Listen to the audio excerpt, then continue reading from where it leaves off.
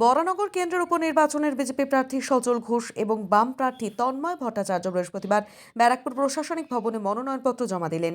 মনোনয়ন জমা দিয়ে বরানগরের বিজেপি প্রার্থী সজল ঘোষ বলেন, বাংলার মানুষ অতিষ্ঠ, বাংলার মানুষ বিরক্ত, মানুষ ভোট দিতে পারলে তৃণমূল সরকার বাংলা থেকে বিদায় নেবে। অপরদিকে বাম প্রার্থী তন্ময় ভট্টাচার্য বলেন, তার একমাত্র ঠাকুর কবিগুরু রবীন্দ্রনাথ। তিনি বলছেন, মানুষের উপর বিশ্বাস হারানো পাপ, তাই বরানগর মানুষের উপর তার বিশ্বাস আছে। মনোনয়ন জমা দিতে এসে দুজনকে জড়িয়ে ধরে শুভেচ্ছা বিনিময় করেন।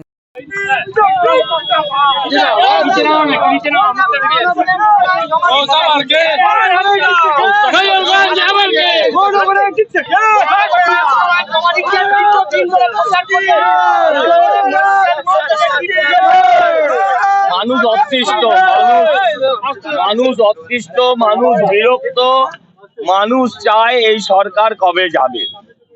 তারা যে কোনো নির্বাচনেই তারা সরকারের বিরুদ্ধে ভোট দেবে, শুধু ভোটটা দেওয়াতে হবে, আর কিছু করতে হবে। তাপসদার জায়গায় আপনি দাঁড়িয়েছেন, তাপসদা কি বলছে, তাপসদা কিভাবে নির্বাচন লড়ার কথা, কোনো অভিজ্ঞতা বা কোনো কিছু শেয়ার করেছে আপনার সাথে? সব করেছেন, যেগুলো সব বলা যাবে না। বলছি, সন্ধ্যাখালিতে আরো একটা ভিডিও ভাইরাল হয়েছে, সেখানে দেখা যাচ্ছে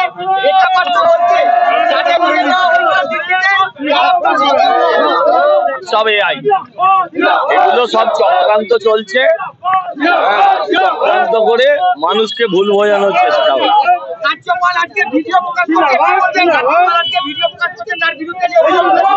দুধটা দুধ পানি কা পানি হয়ে যাবে। ভিডিওটা বেরোলেই সব সত্যি সামনে চলে আসবে। হয়ে গেল।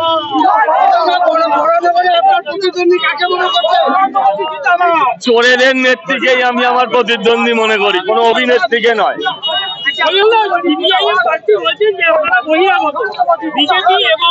উনি সুজন বাবুকে ভোট দিতে মানা করছেন, উনি আসলেই সুজন বাবুকে ভোট দিতে মানা করছেন। উনি যখন এমএলএ হয়েছিলেন তখনও তো উনি বহিরাগত ছিলেন, তখন উনি বহিরাগত ছিলেন। আর বরানগর বারবারই বহিরাগতদেরই আশীর্বাদ করেছে, বরানগর বারবার বাইরের মানুষকেই আশীর্বাদ করেছে। আর উনি বহিরাগত বলে আসলে যাতে সুজন বাবুকে কেউ ভোট না দেয় সেই কথাই বলছে।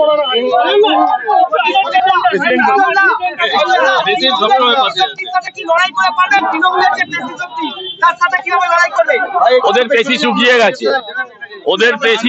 গেছে, জনগণের শক্তির থেকে, জনশক্তির থেকে পেশি শক্তি কখনোই কোনোদিন বড় হতে পারে না। জনশক্তি সবচেয়ে বড় শক্তি। জিতে গেছে।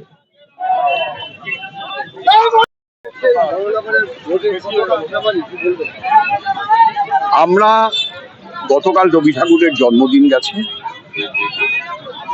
আমার একটাই ঠাকুর, তার নাম রবি ঠাকুর। তাকেই অঞ্জলি দিই, তাকেই পুজো করি। তিনি বলেছেন, মানুষের উপর বিশ্বাস হারানো পাপ। বরানগরের মানুষের উপর আমার বিশ্বাস আছে।